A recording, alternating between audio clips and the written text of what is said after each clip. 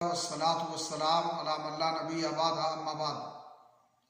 اسلامی بھائیوں، عصر سے قبل 4 رکعات سنتیں پڑھنا مسنون ہے، اور یہی معمول تھا اللہ کے نبی جناب محمد رسول اللہ صلی اللہ علیہ وسلم کا کہ آپ عصر سے پہلے 4 رکعتیں سنتیں پڑھتے تھے۔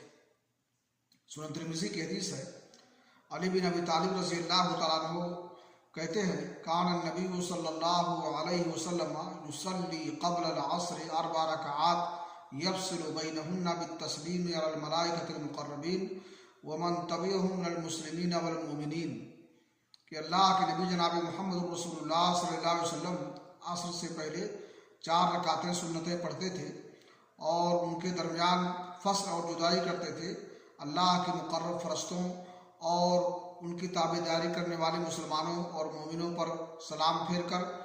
یفصل بینہن بالتسلیم کا مطلب یہ ہے کہ آپ 2 رکعت کر کے 4 رکعت پڑھتے تھے۔ سنن ابو داؤد کی ایک دوسری حدیث ہے، اللہ کے رسول نے فرمایا رحم اللہ امرأ صلی قبل العصر 4، اللہ رب العالمین اس بندے پر رحم فرمائے جو عصر کی فرض نماز سے پہلے 4 رکعتیں سنتیں پڑھے۔